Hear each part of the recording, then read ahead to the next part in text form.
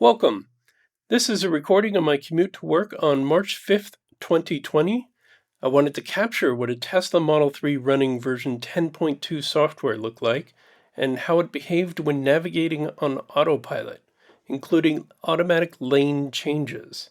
So my experience with the Model 3 tells me that things will change a lot in the future.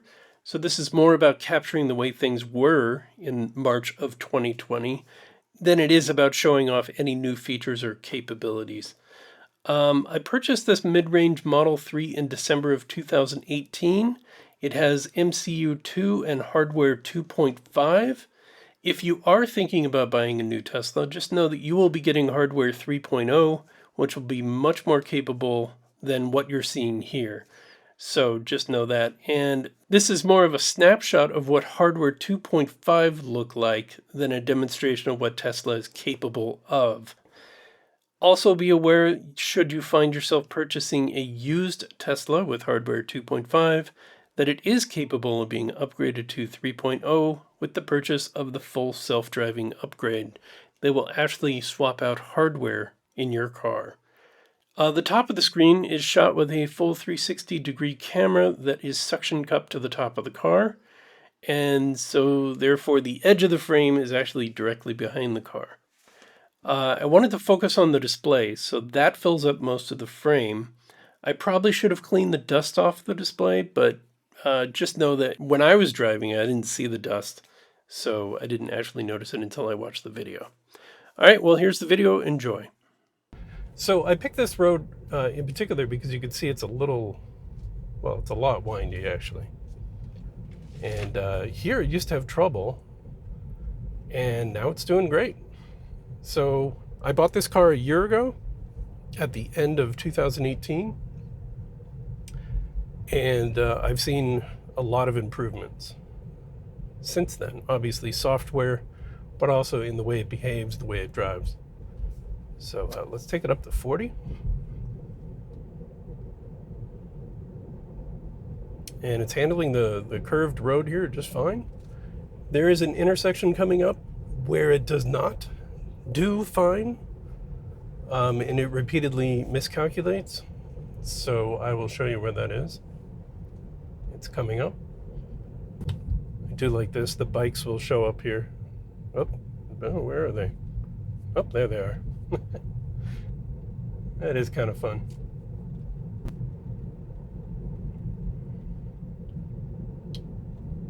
And so the whole point of what I'm doing right now is I want to show you what it does at this particular intersection, because I know at this particular intersection it has a little bit of trouble. And the trouble, so far so good. The trouble comes when we get to the other side of the intersection. So you'll see. And it's getting, I can feel the wheel is confused.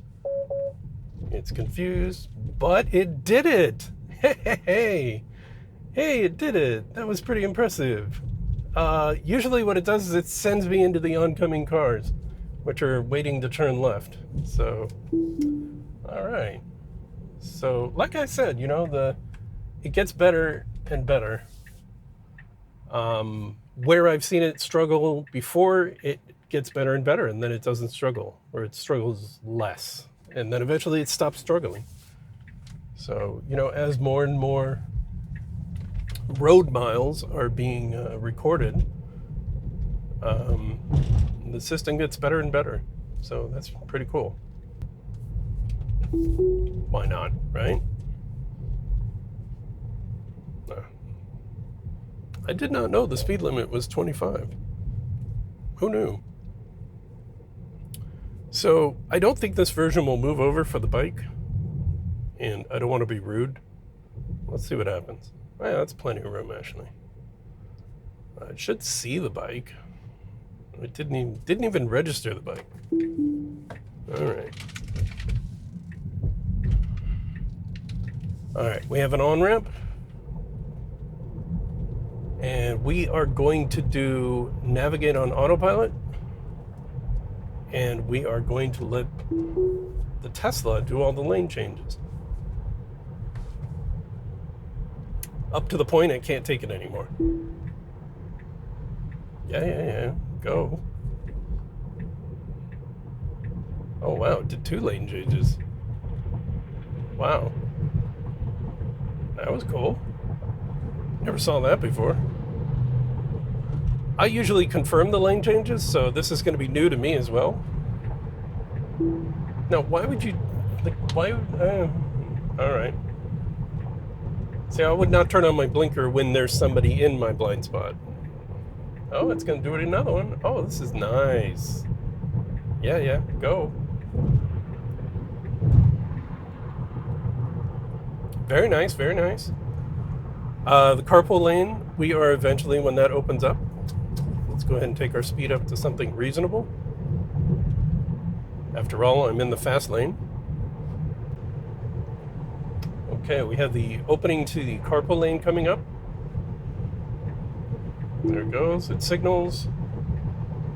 Again, it signals a little early in my opinion, but okay. I can't really complain.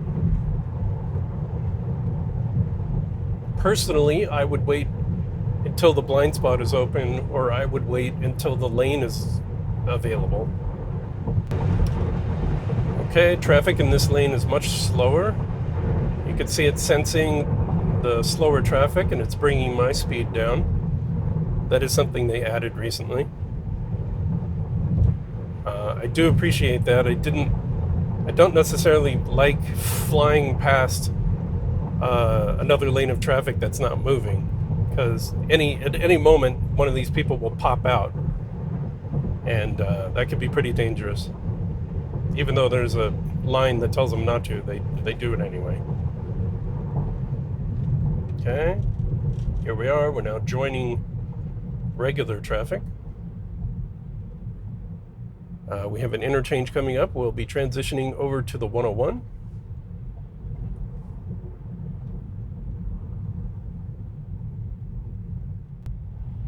So you see how it reacts to trucks, and has this a little bit of uncertainty in the display itself. When I first got the car, this was much worse, actually. This is actually an improvement over what I had when I first got the car. When I first got the car, actually, the cars would dance. There would be a lot of like car dancing, jittering. I don't think that's how the car sees the world. I think that's more of how the car is displaying the world. So I think that there's a truck here is signaling. So normally I would let that truck in, but they slowed down. They're good. But yeah, when I see a car signal that wants to be in my lane, I will let them in. But the autopilot doesn't necessarily see that. So I don't know if that's something they plan on doing in the future, or maybe they already have it. Who knows? Again, this is hardware 2.5. This is version 10. This is enhanced autopilot, I think they called it when I bought the car, or what they now just call autopilot. So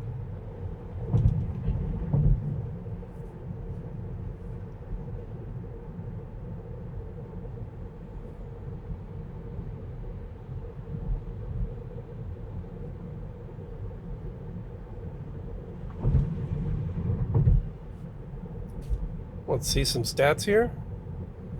When I arrive at my destination, it'll be 68% battery left. And if I were to go back home, I would have 58% left. I can look at my energy usage. So this is the pass, going through the pass on the 405 South. So this is probably, that was me coming home last night, I guess. So you'll see when we get to the pass that'll change dramatically. And then here you can see this is coming down the other side. Or no, this is coming down the other side. This is going up the hill. This is coming down the hill. Oh, you want to change lanes? All right. I don't have a problem with that. So that's the predicted energy usage. I'm above, I guess, normal. So I'm being efficient right now, I guess. Whereas if I was driving normally, I guess I would be the gray line. I don't know, I'm guessing. What's that do? Oh, look at that. So I guess that scales the graph so you can see the full range, or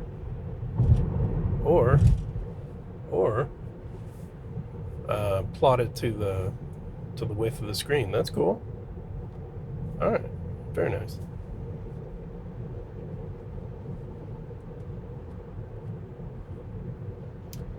I personally probably wouldn't get stuck behind a school bus, but we're gonna let the car do the driving. Apparently the car heard me. Oh, wait. No, it didn't. Huh. That was weird. It wanted to get in the other lane, and then it changed its mind. Interesting.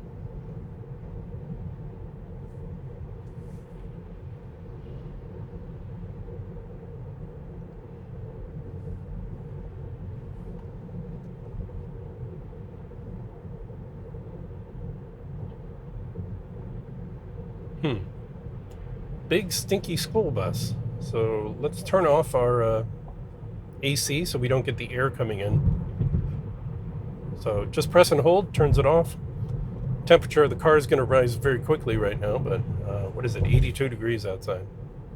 But again, I would not personally stay behind a school bus, especially a diesel bus. There aren't very many diesel buses left in LA right now. But I found one. There it is. I guess because we're transitioning to the 405, the car is determined to stay in this lane, because this will be the lane that does the transition. If I see an opportunity to get around this bus, I might take over. Oh, where are you going? You're going to go where? Here? Oh, wow, nice. That was snazzy. And now we're in a long line of cars. All right, let's turn the AC back on. All you have to do is tap it once. Whoop, everything comes back.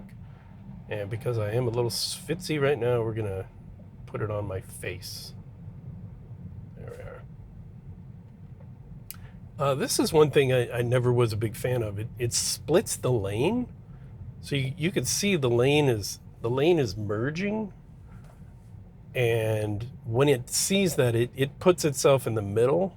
And I would kind of prefer that it would stay more to the left. Like if we just hug the inside line, that would be better.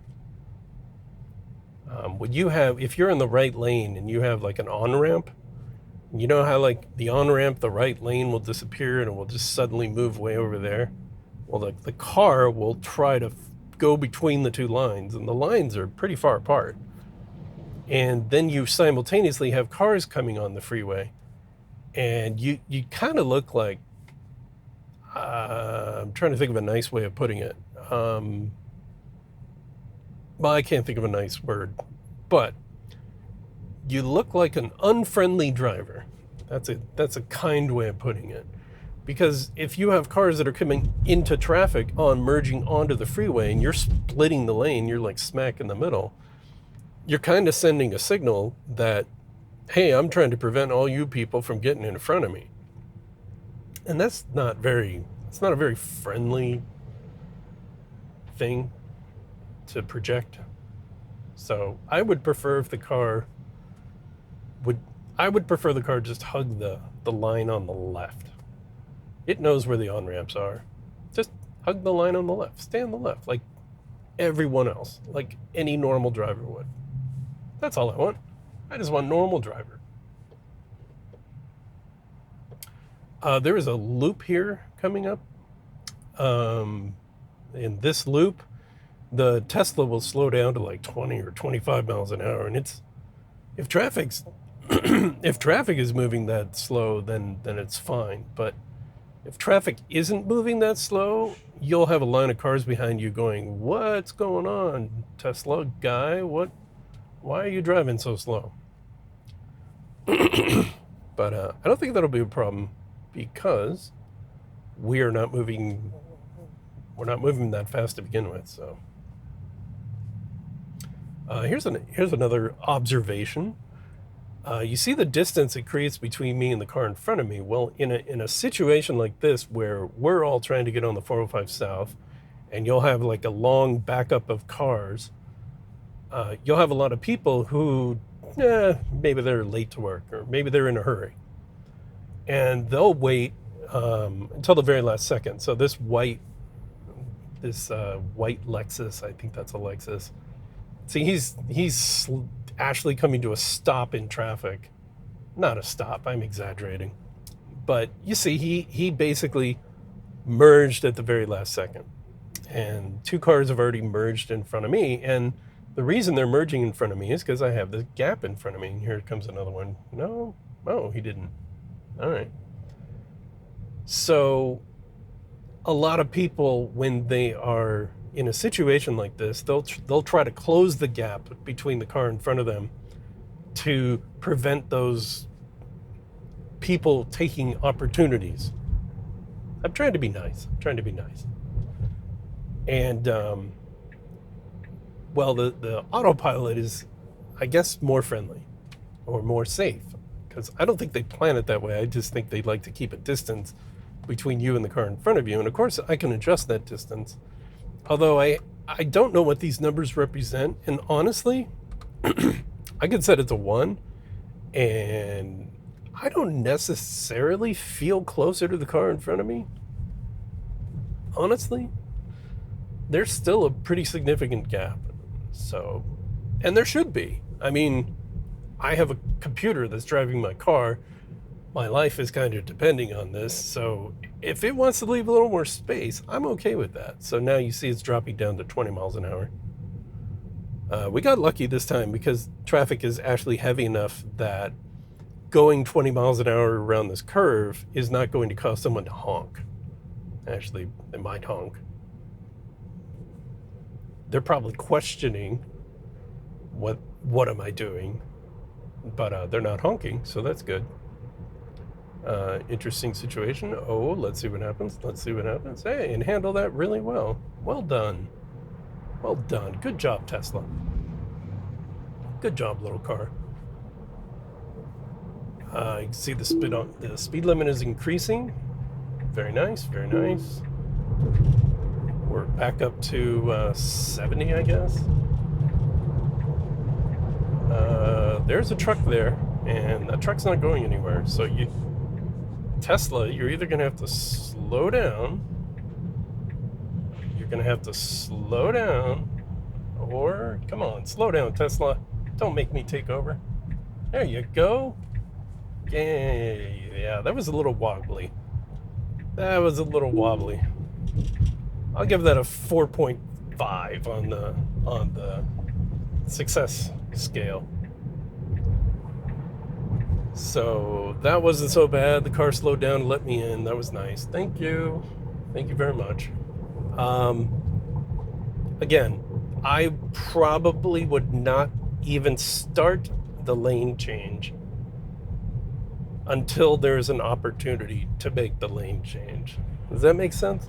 So if there's a huge truck on your left and it's coming up on you, probably not the best time to be making a lane change. Wait, what are you doing? That's a double yellow line. You can't cross that. What are you doing? Stop. Turn off my blinker. You even left my blinker on. All right, well, that would have been a crime.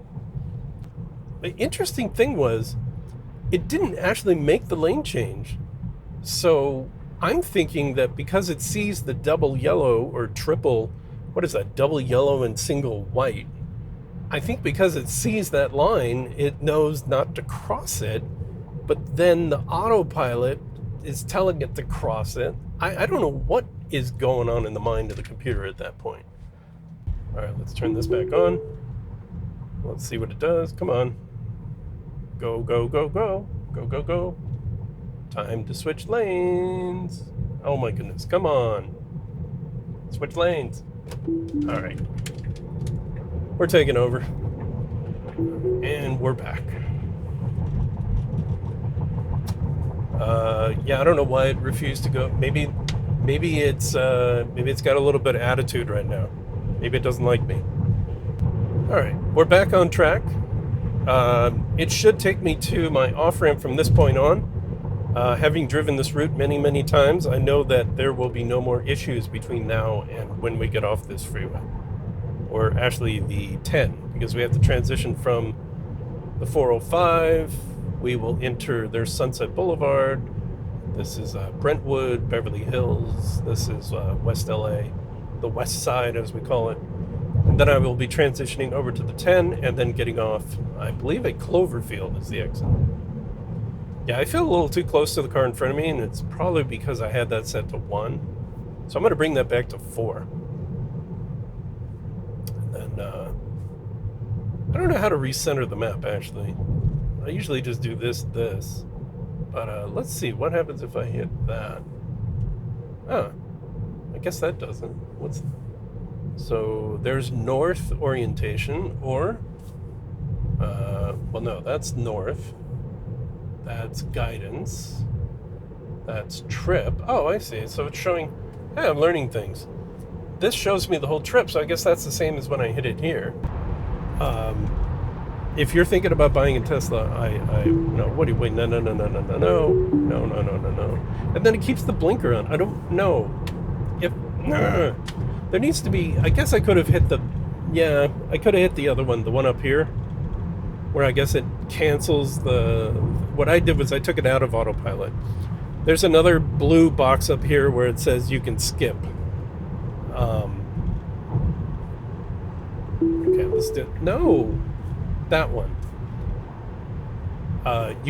No, I don't want to leave this lane. No, and that's a crime. That is a double yellow white line. Stop trying to do that. Okay, we have to take it out of Autopilot. So 2 points here that I'm going to make. 1, stop forcing me to cross a double yellow line. And 2, that is not the carpool exit for where I want to go. Maybe the car is being conservative in thinking that it needs, because there are, what are there, 6 lanes here? 1, 2, 3, 4, 5, 6, 7? There's 7 lanes here. So maybe the car wants to get out earlier so it can get across all 7 lanes. That's probably what it's doing. I probably should not be complaining or fighting the system. So yeah, see, we only have 1 mile to get across 7 lanes. So, all right, car, do your thing. Luckily, there's no traffic. Here we go. Took that one a little conservatively. And there's a car there. There is a car there. There's a car there. So either speed up.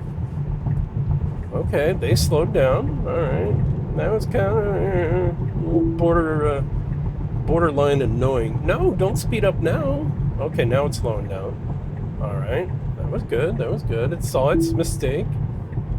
It saw its own mistake. Come on, we got 2 more lanes to go and we're almost there. We're almost there, people. We're almost there. This is very exciting. Now you're going to have to slow down, Tesla. You're going to have to slow down if you're going to make that lane change. You are going, hey, look at that. Okay, I'm a little stressed out at all that because that is not how I would drive. But today is an experiment. We're letting the car do its thing. And yeah, I'm just going to have to, yeah, nobody would signal here. Nobody would signal. And if you signal again, I'm going to be very angry at you. It does hear me. The car does hear me. I know it. Thank you. Yeah, it does tend to signal in situations where most people would not. But again, that's being conservative. Can't complain about that. You could complain about the opposite of that. All right, here we are. Don't speed up. Do not speed up. There's a car right there. Okay, so we're slowing down. Okay, so that's interesting. So the car actually says I want to change lanes, and then it speeds up. So there's almost like there's 2 competing programs going on there. There's like one program that says, I want to get you back up to 65 miles an hour. And there's another program that says, I want to change lanes. And at some point, the I want to change lanes takes over and says, hey, if we want to make a successful lane change, we're going to have to slow down. So I know you want to get him up to 65, but we need to slow down. So that's an interesting little situation there. So here we are, we're getting off ramp. Very nice, very nice. Now the car is basically saying it's up to you. So it is actually still in autopilot. Let's see what it does here. Interesting. Okay. All right. The car is actually still in autopilot. Press accelerator to resume. So I guess it is literally going to come to a stop. And it is not going to move until I hit the accelerator. That's interesting. Okay. Let's see if it does anything. Nope. Oh my God, it's moving. I'm not doing anything. Okay, all right. Apply turning first to the steering. Oh, I applied too much force to the steering wheel. All right, well, thank you for watching.